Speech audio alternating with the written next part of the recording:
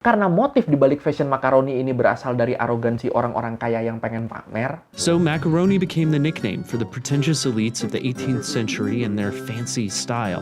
akhirnya jadi banyak orang yang mengasosiasikan style makaroni ini sama kaum. Kita bahas perjametan lagi. By the way, atas ide beberapa dari lu, sekarang perjametan ini udah gua bikinin playlistnya sendiri. Semua video perjametan sekarang ada di playlist Jametologi Duniawi. Gampang jadi nyarinya sekarang. Oke, sekarang gue mau ngebahas satu subkultur jamet yang sejauh ini nih adalah jamet yang paling tua di dunia yang pernah kita bahas. Ya udah kalau gitu, ayo langsung aja kita bahas makaroni. Jamet abad ke-18 yang sempat hits banget di Inggris. Di Learning by Googling. Nah, sebelum kita bahas bentukan mereka nih, yang unik banget ini, enaknya kita bahas asal mula nama mereka dulu ya. Makaroni.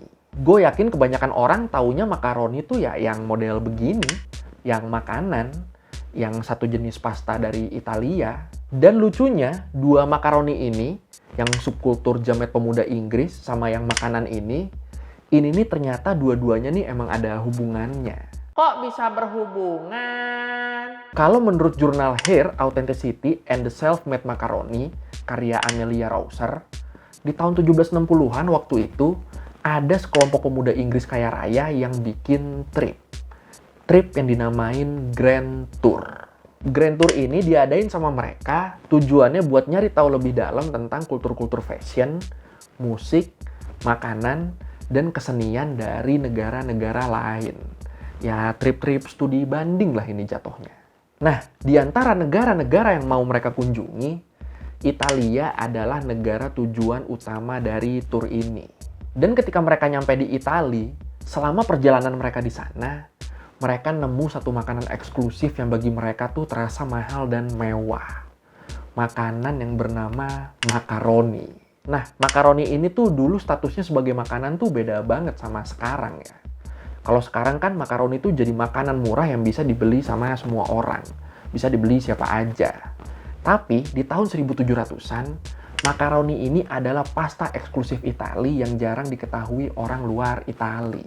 Nah, karena taste dari makaroni yang enak dan eksklusif banget ini, akhirnya para anggota Grand Tour tadi mulai nyebut apapun yang terasa fashionable tuh dengan istilah very macaroni.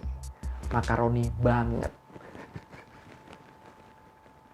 Kebayang nggak lu? Lu ngelihat orang nih misalnya nih, topinya keren, dia pakai topi, topinya keren, terus lu langsung bilang, wow, topi kamu makaroni banget. Lu ngelihat orang, bajunya keren, lu langsung bilang, wow, baju kamu makaroni banget. Nah, ini begitu terus sampai akhirnya orang-orang yang doyan muji pakai kata makaroni ini, mereka kemudian dijuluki sebagai klub makaroni. Ini sejarah apaan sih anjir? Terus, orang-orang klub makaroni ini udah pasti adalah anak-anak muda kaya raya yang mampu bayar buat ikutan Grand Tour waktu itu. Selain itu, mayoritas orang-orang dari klub makaroni ini tuh emang doyan dandan.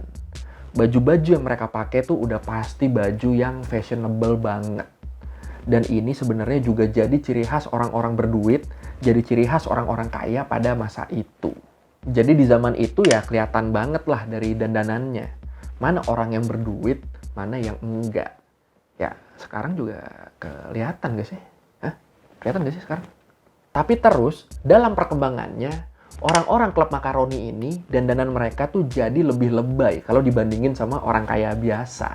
Jadi kelihatan bedanya juga tuh, mana yang orang kaya normal, mana yang orang kaya klub makaroni. Emang dandanannya gimana? Kalau menurut penulis Horace Walpole, di surat yang ditulis tahun 1764, dandanan kaum makaroni ini tuh emang eye-catching banget.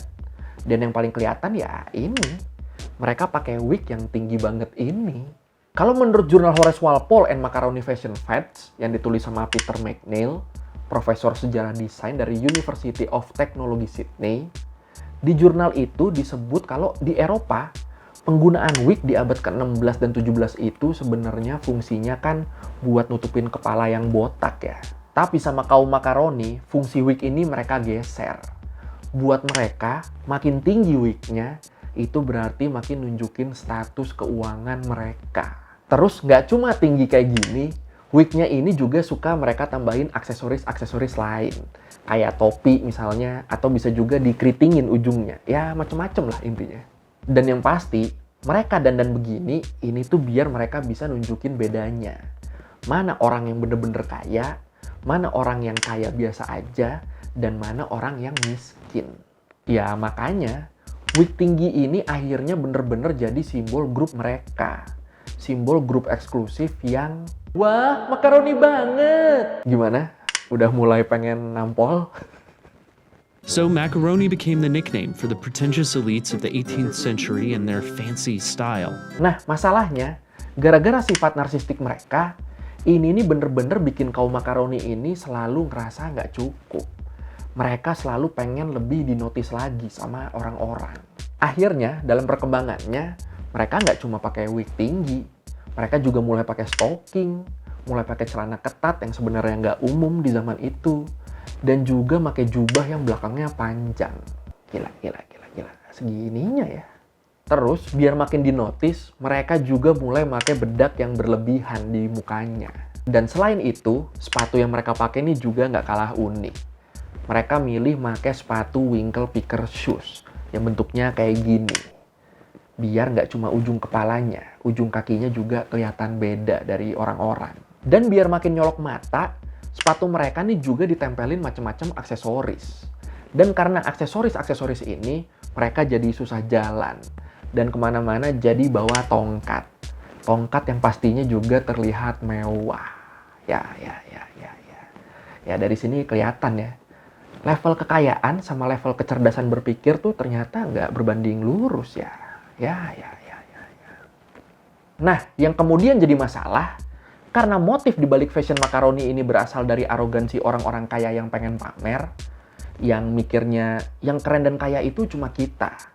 Orang-orang di luar circle kita itu udah pasti miskin dan nggak punya taste. Pola pikir mereka yang kayak gitu tadi tuh akhirnya bikin banyak orang nggak suka sama mereka.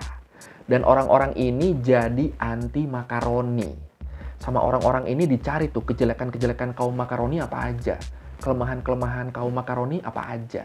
Contoh, wig-nya kaum makaroni ini nih sama orang-orang anti makaroni tuh sering banget dibanding-bandingin sama wig-nya perempuan yang sama-sama banyak aksesorisnya. Terus selain itu, para anti makaroni ini juga sering banget ngeledek kaum makaroni lewat lukisan dan lewat media-media cetak. Media-media yang gambar ilustrasinya emang kelihatan banget pengen ngejek. Dan di sini cukup banyak artikel yang dirilis yang ikutan ngebahas tren makaroni ini. Contoh artikelnya tuh ada Macaroni Jester, Pantheon of Wit, Savoir Vivre, Theatrical Magazine, dan Manly Intelligence The Fashion of Diversions. Semuanya ikut nge-review style makaroni ini. Dan sayangnya, publikasi soal makaroni di artikel-artikel ini, baik dari tulisannya maupun dari gambarnya, itu semuanya isinya ngeledek. Mampus. Dan bagusnya, tren ngeledek kaum makaroni ini akhirnya jadi peluang usaha buat para pekerja kreatif waktu itu. Maksudnya peluang usaha? Jadi gini, karena style kaum makaroni ini nyuguhin penampakan visual yang cocok buat digambarin secara lebay, akhirnya waktu itu banyak kartunis dan komikus yang bikin karya yang isinya ngejelek-jelekin makaroni. Dan ini pas dijual tuh ternyata laku. Iya, ternyata selain buat keperluan ilustrasi di media, gambar-gambar makaroni ini ternyata juga laku dijual sebagai lukisan. Contoh orang yang bisa bener-bener hidup dari ngelukis kaum makaroni ini adalah doi, kartunis yang bernama Mary Darley. Dia ini sampai bisa punya karir bagus sebagai pelukis cuma dari ngejek makaroni lewat lukisan-lukisannya. Pokoknya banyak banget tuh lukisan-lukisan anti makaroni karya Mary Darley yang terkenal. Ya ini bagus juga sih sebenarnya ya. Nyebelinnya mereka malah jadi peluang usaha buat orang lain. Satire has always been good business for creatives, and entire industries blossom to make fun of macaronis. Terus, dengan sifat arogan mereka ini, para makaroni ini jadinya cuma mau ngumpul dan jalan bareng sama sesama mereka aja. Sama sesama makaroni aja. Dan ketika ngumpul, mereka cuma mau ngumpul di tempat-tempat yang mewah dan fashionable. yang cocok buat dipakai ngabisin waktu dengan aktivitas-aktivitas seputar fashion. Aduh. Pengen nabok ya Allah. Terus yang menarik lagi nih, menurut Atlas Obscura, di luar fashion mereka yang emang jadi bahan bercandaan, fashion makaroni ini pada saat itu juga bikin maskulinitas para pria makaroni ini dipertanyakan. Dan ya sebenarnya ini wajar sih ya kalau orang-orang mulai mempertanyakan itu. Karena kan dari bajunya aja ini nih udah beda sama orang biasa. Baju mereka banyak renda. Bahannya dari sutra dengan warna-warna yang mencolok. Ini aja kan udah beda banget sama pria-pria umumnya yang pakai baju simple dengan warna yang plain. Dan karena kecurigaan-kecurigaan ini, akhirnya jadi banyak orang yang mengasosiasikan style makaroni ini sama kaum homoseksual. Ya walaupun soal ini kebenarannya tuh masih diperdebatkan sama para ahli sejarah. Ada yang bilang ini berhubungan, ada juga yang bilang nggak berhubungan. Kalau lu sendiri setuju sama yang mana? Silakan komen. Terus, seiring waktu, istilah makaroni ini jadi makin dikenal luas, bahkan sampai ke Amerika. Karena disebut di lirik lagu Yankee Doodle. Di lirik-lirik awalnya kan ada tuh ya. Yankee Doodle came to town riding on a pony, stuck a feather in his cap and called it macaroni. Yankee Doodle datang ke kota naik kuda poni, naruh selai bulu di topinya dan memanggil dirinya makaroni. Nah, kalau lu tahu lagu ini dari dulu tapi lu bingung, ini maksudnya makaroni di liriknya tuh apa? Ya maksudnya ya ini, kaum makaroni ini. Kaum orang-orang yang suka bersolek, yang suka dandan penuh kemewahan, kayak si Yankee Doodle Dandy di lagu itu. Emang lagu ini siapa yang bikin? Kalau menurut online etymology dictionary, lagu ini ditulis sama Richard Schackburg, ahli bedah Angkatan Darat Inggris di Perang Revolusi Amerika di tahun 1775. Lagu itu ditulis dan dipakai sama tentara Inggris buat ngejek tentara Amerika selama perang. Tapi, abis Inggris kalah dan menyerah, lagu Yankee Doodle ini sama Amerika malah diangkat jadi lagu kebangsaannya Connecticut. Ya, kira-kira gitulah sejarah simpel dari lagu ini. Tapi sejujurnya, gue kalau denger nada-nada lagu ini, gue ingatnya malah lagunya Barney. Barney is a dinosaur from our imagination. Ya kan? Ya gak sih? Ya kan? Yankee Doodle went to town riding on a pony, stuck a feather in his hat and called it macaroni. Oke, sekian dari Mbak Googling kali ini tentang makaroni. Subkultur jamet-jamet kaya di era Victoria. Ada aja ya, ada. Kalau lu mau revisi kali gue udah salah, atau lu mau nanya, atau lu mau nambahin yang ada di video, bisa lu tulis di komen, kita diskusi di situ kayak biasa. Sekali lagi, thank you udah nonton, jangan lupa like, comment, subscribe. Bye!